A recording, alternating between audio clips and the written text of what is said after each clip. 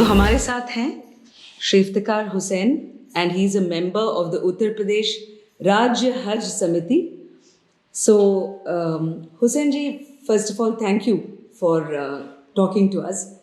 तो मैं यूपी के ट्रैवल में रही हूँ सोलो, ये समझने की कोशिश में कि यूपी इस वक्त एक उत्तर प्रदेशी के मन में क्या है. तो अगर ऐसे देखा जाए तो मुसलमान वोट और सेंटिमेंट सपा की तरफ है. ये मुझसे कहा गया काफ़ी जगहों पे. मैं मथुरा वृंदावन से मैंने अपनी यात्रा शुरू की, वहाँ से बुंदेलखंड गई, फिर उसके बाद अवध, बनारस देहात, कल प्रयागराज में थी और घूमते घूमते अभी आपके शहर गोरखपुर में आई हूँ. तो अभी मैं आपसे ये समझना चाहूँगी कि एक तरफ जब मुस्लिम्स अपने आप को इतने सुरक्षित नहीं महसूस करते बीजेपी के साथ, आपका समर्थन बीजेपी के साथ कैसे है? देखिए, मुस्लिमों के साथ सबसे बड़ी दिक्कत है इलिटरेसी, अशिक्षा होना. मुसलमान बहुत कम पढ़ा लिखा है और हमेशा वो जज्बात से काम लेता है. उसको आज तक कांग्रेस और उसके बाद उत्तर प्रदेश में समाजवादी पार्टी और बीएसपी, इन लोगों ने वर्गलाया. और क्या कि भारतीय जनता पार्टी अगर गवर्नमेंट में आ गई तो तुम लोगों के लिए दिक्कत है. यानी मुसलमानों को यही बताया गया कि बीजेपी की गवर्नमेंट में आपके लिए दिक्कत है, आपको देश से भी निकाला जा सकता है, आपको प्रदेश से भी निकाला जा सकता है. तमाम तरीके की उनको अलग अलग तरीके से डराया गया. लेकिन 2014 से और अब तक केंद्र की सरकार को 8 साल होने जा रहे हैं मार्च में, और उत्तर प्रदेश में 5 साल हो गए हैं सरकार को करीब करीब. हमको ऐसा नहीं नजर आता मुसलमान होने की हैसियत से.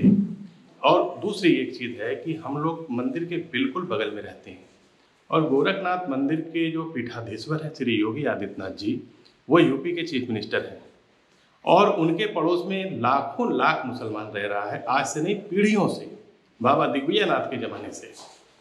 ऐसी सूरत में मैं कैसे मान लूँ कि बीजेपी मुसलमानों के लिए नुकसानदेह है? योगी आदित्यनाथ जी ने कोई काम आज तक ऐसा नहीं किया, या नरेंद्र मोदी जी की सरकार ने, जो सीधे ये कहा जाए कि मुसलमानों को नुकसान पहुंचाने जैसी कोई बात रही है. सरकार कानून व्यवस्था को लेकर के, लाइन आर्डर के इशू पे अगर गुंडों पे कार्रवाई करती है, माफियाओं पे कार्रवाई करती है, उनकी प्रॉपर्टी को अटैच करती है, तो क्या इसमें गलत करती है? तो जो योगी आदित्यनाथ जी की छवि, जो मुस्लिम विरोधी ऐसा एक इमेज है उनका नेशनली, या इनफैक्ट इवन इंडिया से भी बाहर, तो आप उन्हें ऐसे नहीं मानते, चाहे उनके कोई स्टेटमेंट्स रहे हों, या जैसे अभी स्लॉटर हाउस का उनका एक उनकी सरकार की एक एक्ट रही? हम उसका जवाब देते हैं. उनका जो गवर्नमेंट में आने के बाद जो उन्होंने कहा कि अवैध स्लॉटर हाउस, वैध और अवैध का फर्क तो बताया नहीं मुसलमानों को किसी ने, समाजवादी पार्टी या कांग्रेस ने. उन्होंने ये नहीं कहा कि सारे स्लॉटर हाउस बंद कर दिए जाए. पूरे टाइम में 5 साल के सरकार के जो लाइसेंस जिनके पास थे स्लॉटरिंग के, वो स्लॉटर हाउस तब भी चल रहे थे, आज भी चल रहे हैं. योगी जी ने हमेशा जब भी कहा स्लॉटर हाउस के मामले को लेकर के, तो अवैध स्लॉटर हाउस को बंद कराने की बात की. आप क्या बताइए कि कोई भी काम हो, क्या अवैध किसी काम को चलने देना चाहिए? नहीं चलने देना चाहिए ना, एक बात. दूसरी बात, उनकी जो भी छवि बनाई जा रही हो, वो एंटी मुस्लिम नहीं है, वो हिंदुत्व के वाहक हैं. Hindutva is not a religion, it is a way of life. Supreme court उसकी व्याख्या कर चुका है पहले. हिंदू जीवन जीने की एक पद्धति है, ठीक है. तो हिंदुत्व की बात करना, तो कहां से उसमें मुस्लिम विरोध आता है? मतांतर की भी बात तो चलती है, जैसे अभी रिलीजियस कन्वर्जन को लेकर काफ़ी FIRs दर्ज हुए हैं उत्तर प्रदेश में. तो इस बात पर भी क्या आपके समुदाय में या यहाँ पर गोरखपुर के मुस्लिमों के मन में ऐसा कोई, जैसे बीजेपी की गवर्नमेंट में, योगी जी की गवर्नमेंट में और दूसरी गवर्नमेंट में फर्क क्या है? देखिए, अपीजमेंट नहीं करती भाजपा, किसी का तुष्टीकरण नहीं करती, समाज के सभी लोगों को एक निगाह से देखती है. अगर CAA NRC के मामले को लेकर के आप सरकार की प्रॉपर्टी को नुकसान करेंगे, पब्लिक प्रॉपर्टी को आग लगाएंगे, तो गवर्नमेंट अगर कार्रवाई करती हो तो क्या गलत करती है? आप बताइए, 10, 20, 50, 100, 200 लोग आए होंगे उसकी जद में. यूपी में तो 5 करोड़ मुसलमान रहता है, कार्रवाई कितनों को हुई होगी? 100-200 पे। तो 100-200 की कार्रवाई को 5 करोड़ लोगों पे इम्पोज कर देना, सरकार के खिलाफ उसको बता देना, ये कहाँ उनके साथ इंसाफ है? आप जो कह रहे हैं इफ्तिकार हुसैन साहब, is this the voice of your community also, और ये इंडिविजुअल है कि जैसे अभी क्या मुस्लिम्स ऑफ गोरखपुर को एक ब्लॉक या एक वॉइस माना जा सकता है इस मामले में कि यहाँ पर मतभेद है? देखिए, मतभेद मिलेगा आपको क्योंकि मुसलमानों को समझाने वाले बहुत हैं। तमाम ऐसे दल हैं जो 20% वोट के लिए मुसलमानों को, उनको तो कहना ही है कि बीजेपी खराब है क्योंकि उन्हें मुसलमानों का वोट चाहिए। लेकिन क्या उनके इलेक्शन मैनिफेस्टो में जो बातें 2012 में अखिलेश यादव जी ने कही थी, क्या उसमें से कुछ उन्होंने माइनॉरिटीज के लिए किया भी 5 साल में? कुछ नहीं किया। तो इस सरकार ने क्या किया माइनॉरिटीज के लिए? इस सरकार ने माइनॉरिटीज के नाम पर ना कुछ किया, लेकिन छोड़ा भी नहीं माइनॉरिटीज को। अगर स्कीम कोई आई, योजना कोई आई, घर मिले, चाहे जो भी आए, हेल्थ का इंश्योरेंस हुआ, आयुष्मान हुआ, जो भी स्कीमें आई, राशन हुआ, बिजली हुई, रसोई हुई, आपके जनधन अकाउंट हुए, और तमाम स्कीमें जो भी आई गवर्नमेंट की, वेलफेयर की, पब्लिक के लिए, उसमें माइनॉरिटीज को उन्होंने अलग तो नहीं किया। यही तो चाहिए। देश की मेन स्ट्रीम में रह करके चलना, जिंदगी जीना अच्छी बात है या अलग होकर के जीना अच्छी बात है? तो ये Muslim population in Uttar Pradesh में कितने लोग आपसे आपकी जैसे राय रखते होंगे? क्योंकि हमने तो ये सुना कि मुस्लिम से कहा गया है कि वो सपा को वोट डालें ताकि वो उसमें वोट में स्प्लिट ना हो। क्या आपसे भी कभी किसी ने ऐसे अप्रोच किया? देखिए, अप्रोच तो सभी करते हैं कि सपा को वोट दे दो, कोई कहता है कांग्रेस को दे दो, दिलवाइए, लेकिन ऐसा नहीं है। हम लोग इस तरीके का काम नहीं करते। देश के खिलाफ और समाज के खिलाफ नहीं जा सकते। ऐसा नहीं है कि एक प्राणी के रूप में हम सिर्फ जिंदगी अपनी जी रहे हैं, समाज के लिए भी तो कोई जिम्मेदारी हमारी है, तो उसको भी तो निर्वहन करना है। तो कितने लोग आपके कम्युनिटी में आपके बात को मानते हैं? देखिए, ये तो आपको 10 तारीख को जिस दिन आ जाएगा रिजल्ट, उस दिन आप देखिएगा। आप एक चीज का अध्ययन कीजिए, जितनी मुस्लिम डोमिनेटेड सीट है उत्तर प्रदेश में, वो सब भारतीय जनता पार्टी के पास है, लोकसभा की भी। जैसे कि आप बुलंदशहर, सयाना, मेरठ, सहारनपुर, अनेक ऐसी सीटें हैं, संभल, जहां पर कि आप कैसे मतलब कह सकते हैं कि बिना मुसलमान वोट के कोई उम्मीदवार चुनाव जीत सकता है?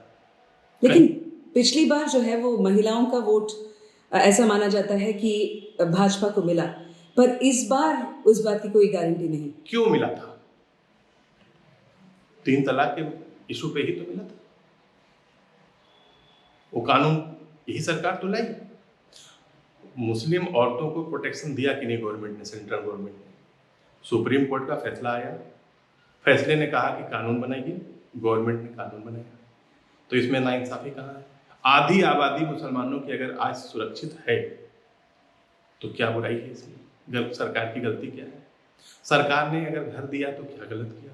सरकार ने राशन दिया महीने में 2 बार तो क्या गलत किया? सरकार ने जनधन खाते खुलवाए तो क्या गलत किए? ई श्रमिक कार्ड बनवाया तो क्या गलत किया?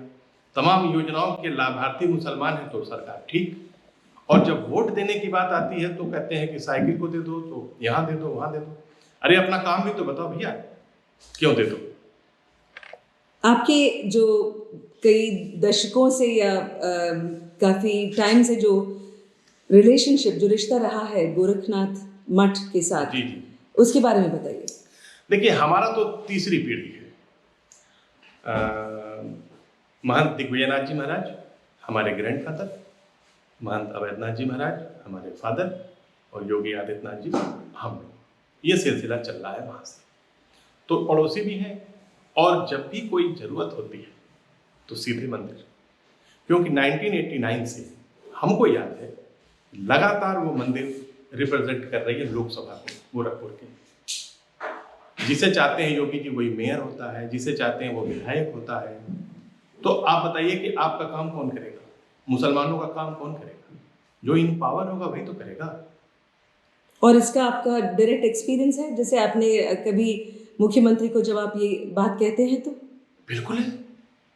एक दो बार, अनगिनत बार उनके पास गए और उनसे बात की, उन्होंने काम उनसे कहा, उन्होंने किया फौरन।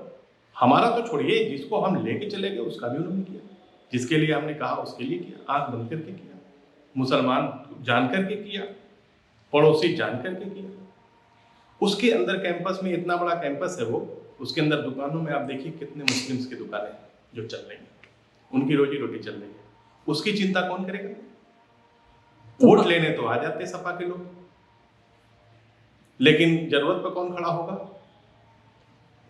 तो आखिर मैं ये पूछना चाहूंगी कि मार्च 10 जब रिजल्ट्स निकले और आप कह रहे हैं कि तब देखा जाएगा, तो आप गोरखपुर की मुस्लिम्स की बात कर रहे हैं कि यूपी में? देखिए, हम जैसे मान लीजिए कि जो हमारे मिलने जुलने वाले प्रदेश में, उत्तर प्रदेश में जहां भी हैं, हमने जिससे भी टेलीफोनिक बात की, सबने ये कहा कि भैया पिछले बार से ज्यादा वोट इस बार भाजपा को मुसलमान दे रहा है। हमने सवाल किया क्यों? उन्होंने कहा एक मुद्दे पे दे रहे हैं, सिर्फ सिक्योरिटी के, सुरक्षा का मुद्दा। क्या हिंदू बहन बेटी को, माँ को सुरक्षा चाहिए, मुसलमान को नहीं चाहिए? उसको भी तो चाहिए। मामूली काम किया योगी जी ने, लॉ एंड ऑर्डर को मेंटेन किया यूपी की। इतनी बिगड़ी हुई स्थिति थी यूपी की, ये किसी के बस की बात थी? वो योगी आदित्यनाथ जी की ही बस की बात थी कि जो उन्होंने बिना किसी लाग लपेट के लॉ एंड ऑर्डर को मेंटेन किया, टाइट किया प्रशासन को।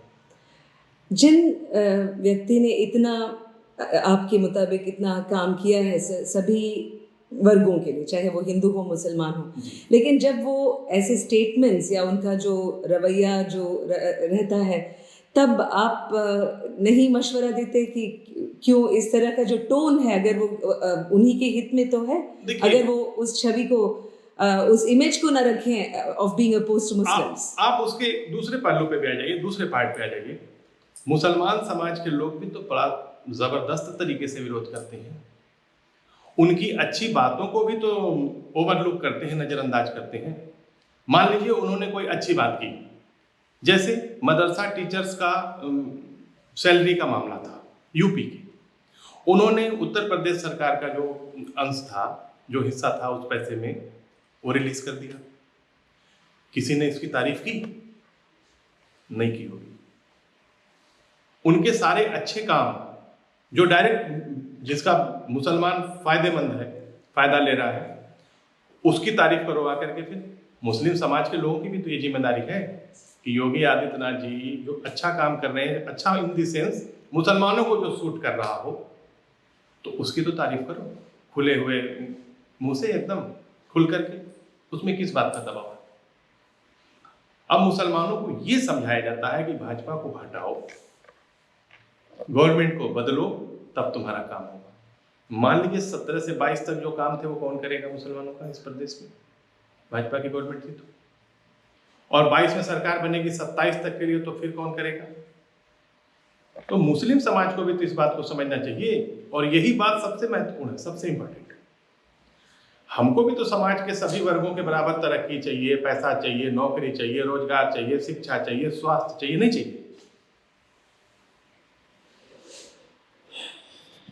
तो योगी जी ने कभी भेदभाव नहीं किया, और हम लोग तो डंके की चोट पे इस बात को कहते हैं, क्योंकि वहां रात में, अभी हम लोग 8 बजे गए थे टहलते टहलते मंदिर में, 10-12 लोग थे हम लोग गए, वहां पे मिले जुले सब लोग जो थे, उनसे मुलाकात हुई, बात हुई, सब लोग आए। कोई माहौल गड़बड़ा नहीं है, माहौल लोग बना रहे